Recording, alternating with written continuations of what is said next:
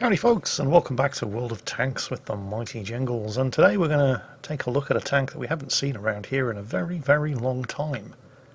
The Japanese Tier 6 Super Heavy tank, the OI. And it's driven for us today by Ball Turret. This is a Tier 6 encounter battle on the Berlin map. So of course, Ball Turret is top tier, and when you're top tier in a Japanese Super Heavy, you're pretty damn tough. This thing has 150mm of frontal armour, and pretty much no weak spots, although it is very slow. Although, well, observe the VK3001P. I'm pretty sure he's stock. How can you tell, Jingles? Because he's struggling to not be overtaken by an OI. Oh, that is a bad tank.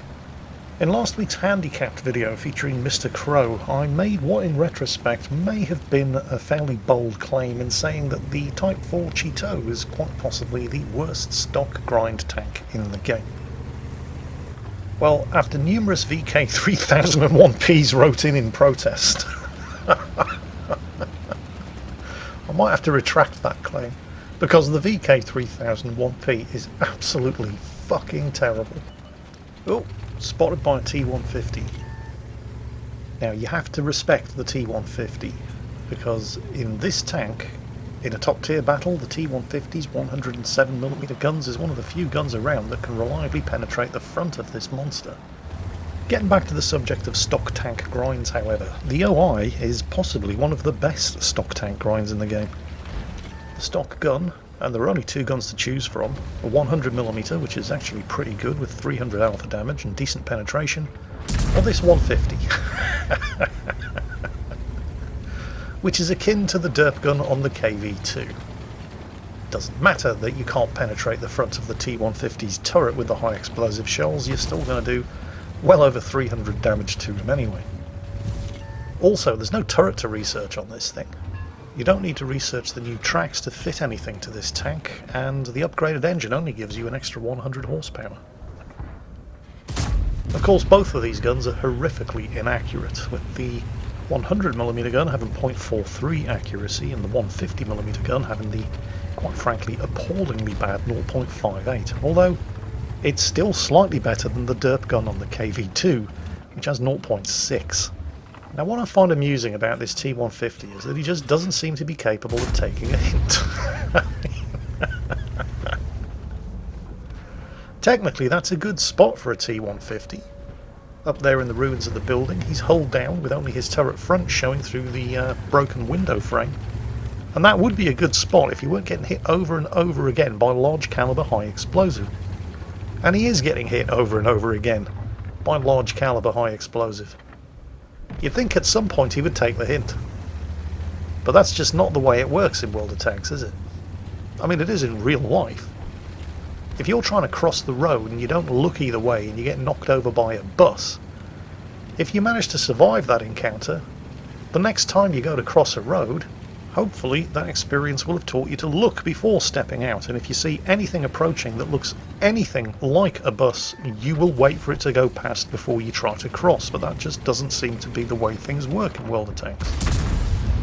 People just don't seem to be capable of taking the hint. Oh, I just got hit for half of my health by a large caliber high explosive. Herp-a-derp-a-derp. I'll pop out again. It couldn't possibly happen twice in a row. Oh look, he's still there. Oh look, it happened again. Third time lucky. Or the Panzer IV-H, who just got bitch slapped by Godzilla here's radioactive breath. And then instead of taking the 26 seconds it took Godzilla to reload the radioactive breath to get the fuck out of there, just backed itself into the same corner and waited for it to happen again. Now at this point, Ball Turret's team are up 7 kills to 2, and it's difficult to see how this is going to be anything other than a comfortable, if slightly boring, win. And it's here where Ball Turret makes the dubious decision to go chasing after that M6. Now the M6 is not the fastest tank in the world, but it's definitely not slow, with a top speed of 35 km per hour, significantly faster than the not even 30 km per hour that the OI can manage. And while Ball Turret is lumbering after this M6, following a route that conveniently for the enemy team keeps a whole bunch of ruined buildings between him and anything else that he could possibly be shooting at, the enemy team start to pull the kills back. Now, I'm not saying this is all Ball Turret's fault. The rest of his teammates who are being so casually slaughtered by the enemy team definitely have to shoulder some of the responsibility here. But I think it's fair to say that the situation hasn't been helped by the fact that Ball Turret hasn't been able to fire this dirt gun at anything for the best part of the last minute and a half, because he's continuing to chase the M6. And the route that the M6, a tank that's 6 kilometers an hour faster than him, has been leading him on, has denied him the opportunity to shoot at anything else along the way. They're still up by 1 kill, but things are going to get worse before they start getting any better. The enemy team have evened the scores.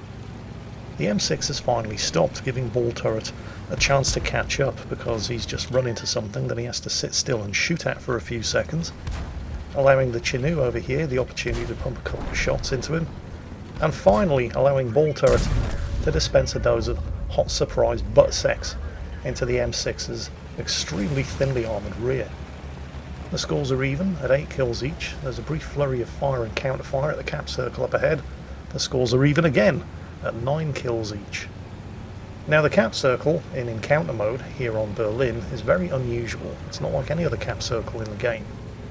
Aside from the obvious dirty, great big reinforced concrete bunker sprouting 88mm flat guns from every surface, which occupies something like 80% of the total ground area of the cap circle itself, it's also on bare-assed raised ground, which means that there's very little space here to successfully sit inside the cap circle without getting shot at and enjoy some cover, unless you get inside and pay attention to Japanese super heavy tanks that are poking their guns through the concrete embrasure and derping you at point blank range.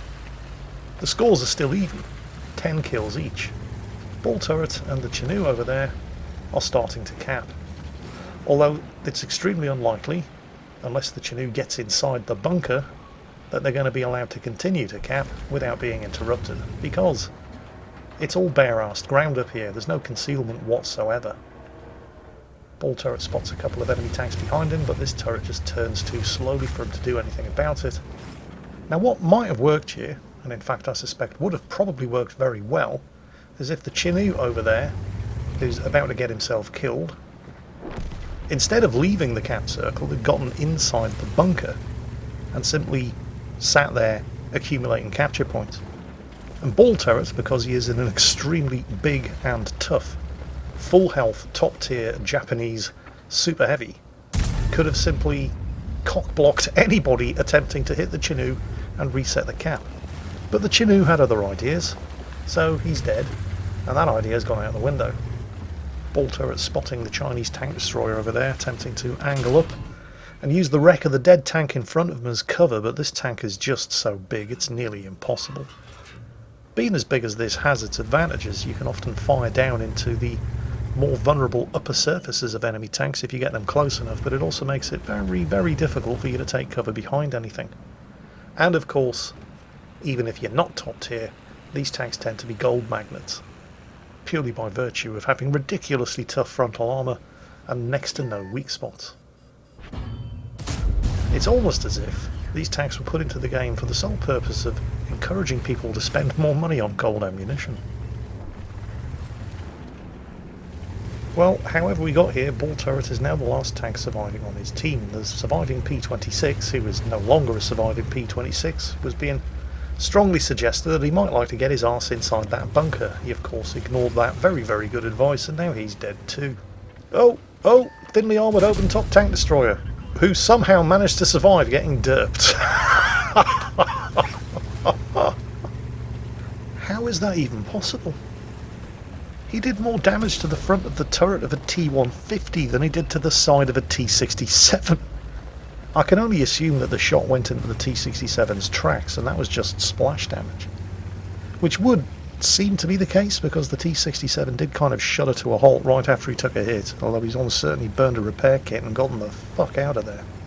So, last tank left alive against 3 enemies. Oh, the M10's managed to get behind him. Yep. Everybody's firing gold, of course. He's had his ammo rack damaged, which is a problem in this tank because it carries a lot of ammo, and that ammo is spread out everywhere. Luckily, however, the M10 has made a critical error of judgment, allowing Ball Turret to narrow the scores. Is the T6? No, the T67 is not that dumb. Yeah, he's got the measure of the reload of this 150mm gun. And the artillery is doing a surprising amount of damage as well. Although perhaps not too surprising. I mean, the OI is very, very heavily armoured, but it can't be very heavily armoured everywhere. It's tough at the front, it's tough at the back, the sides are weak and the top is weak as well, and of course artillery shells are landing on the top. And there's a lot of top to be hit on this tank. So Ball Turret does the smart thing. He gets inside the bunker. Now here's the thing. You might be sitting there thinking, well, it's got to be pretty... I mean, this is a big tank, and there are a lot of windows in this bunker, so surely all the T67 has to do is just pick an unexpected window, shoot through it, and he can just keep resetting it. That would probably be the smart thing to do.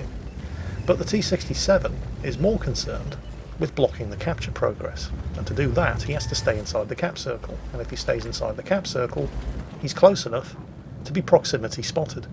So there's no way, if he continues to contest the cap, no way whatsoever that he can do anything that's going to come as a surprise to Ball Turret's OI. The T67 is basically playing to Ball Turret's strengths here instead of exploiting his weaknesses.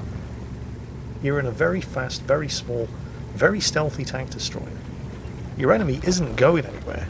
You know exactly where he is, and he's probably not going to be leaving anytime soon. There are all kinds of openings that you can shoot through, and you will definitely spot him before he spots you. In fact, the T67 could probably relocate 200 meters away and still see Ball Turret through the concrete embrasures in this bunker and shoot at him, probably without even being detected. But he's not doing that. Instead, he's staying where Ball Turret can see him, and it's not as if he's keeping Ball Turret spotted for artillery here or anything. In fact, he's even given Ball Turret time to do a spot of redecorating with the wreck of the cruiser tank there. It's not entirely pointless, I suppose, but you're not going to take cover behind that, not when you're in a tank as big as this. I mean, look how far above the wreck of the cruiser the turret extends. But I like it anyway. It says, this is my place. Fuck off, you small tank destroyers. Get off my land. Oh, hello, there's the M41. I don't think he really needs to worry about the M41. That's not a direct fire weapon. There's no way the M41 could fire through the embrasures there unless he was right up next to them. Although he could prove to be a distraction, which is probably what the T67 is waiting for. Ball Turret's not falling for that old gang. The sheer mass of this tank, by the way, does allow it to, quite easily, as you can see, push the wrecks of other tanks around. Now, what's the T67 doing? Now, I don't know if the M41 deliberately did this as a distraction. I suspect probably not.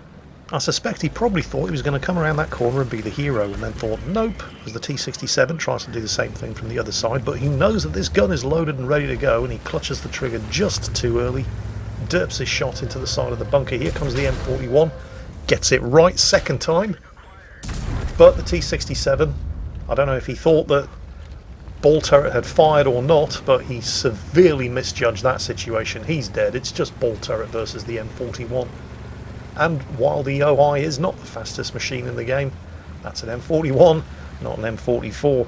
It's not the fastest artillery in the game either. And it's even worse at turning corners than the OI is. So what was looking, at least at the beginning of the battle, like a fairly comfortable and fairly boring win for Ball Turret's team ended up being anything but, almost certainly, partially at least, due to the fact that Ball Turret chose to chase a tank he was never going to catch around the perimeter of the map, where he couldn't shoot at anything else for the best part of probably 2 minutes, during which time the rest of his teammates started dropping like flies, adding a couple of extremely dubious decisions made by the few surviving teammates that he had at that point, and you end up with a battle that was anything but boring, comfortable, and a guaranteed win. So while Ball Turret definitely made a decision there that certainly didn't help his team's chances of winning that one, he was at least in the right tank to apologise and make up for it. Hope you enjoyed that one, folks, and Ball Turret, thanks for sending that one in. The OI is not a tank that we see very often around here. I hope you all enjoyed it, and as always, take care, and I'll catch you next time.